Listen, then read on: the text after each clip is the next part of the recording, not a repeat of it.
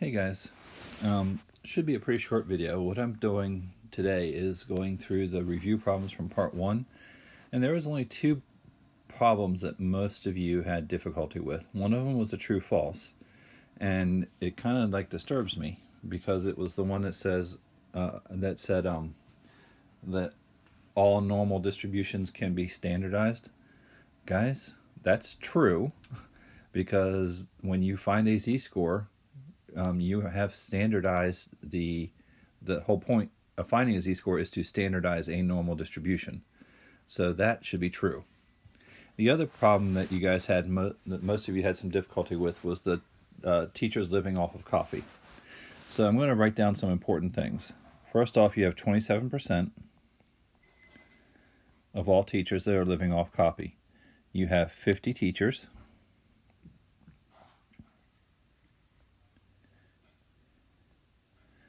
Okay, and you had to find three different probabilities. First one, A, was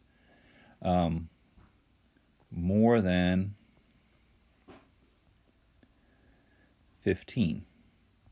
Okay, well, guys, first you have to find your mean and your standard deviation. Your mean is just simply 0.27 times 50, which is 13.5.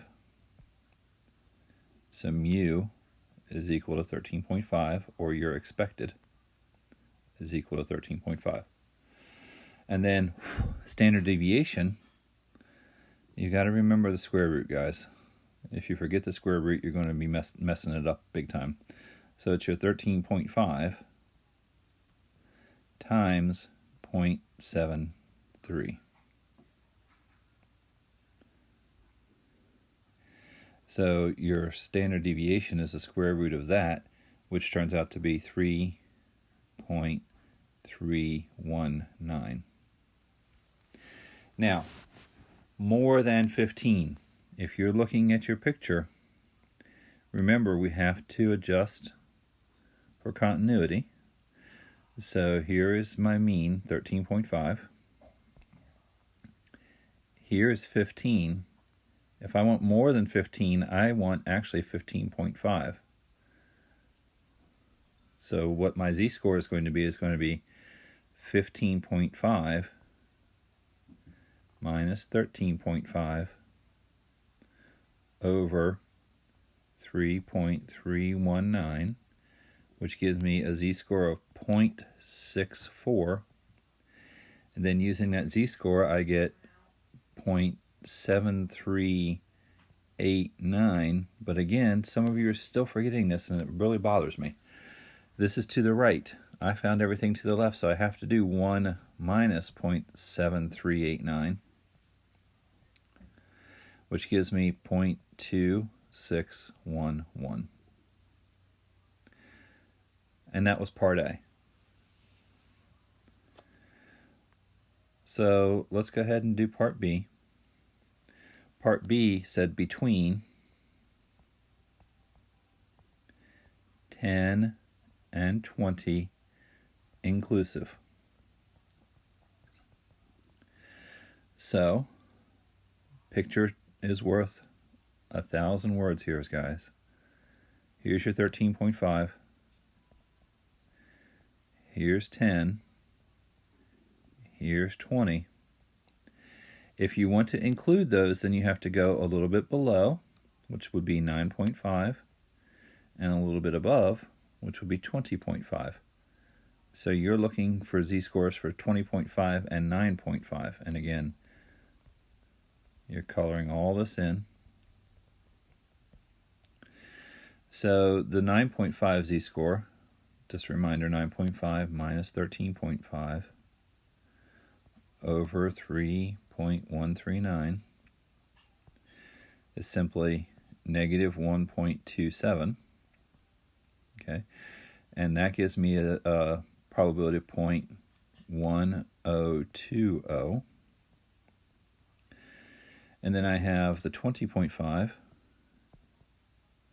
minus 13.5 all over 3.139.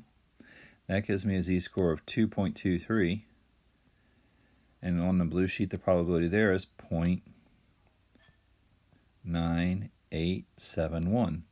Now, what do I need to do with these two? Well, if I want what's in between them, I take the bigger one and subtract the littler one. So 0.9871 minus 0.1020 gives me 0.8851 as my probability. All right. Now, this is the part where a lot of you got messed up. Part C, no less than 12 do. Guys, the no less than 12, that means that you are, here's your 13.5, here's 12. No less than 12 means you have to include 12, which means you go to 11.5. And you color to the right. I can tell a lot of you went to the left of this, and I'm like, what are you doing? And some of you did 12.5. Okay, are we including 12? Yes. Nothing less than 12. So we have to include 12, so it's 11.5. And then the rest is easy. 11.5 minus 13.5 over 3.139. Well, that's negative 0.64, which gives us 0.2611. But again, that's to the left. I want to the right. So I do 1 minus 0.2611, which gives us 0.7389. Guys, I'm impressed with the review. I want to see how you do on the stuff that's due at midnight tonight. And then I'm going to post your test on Friday, and you'll have the whole weekend to do it.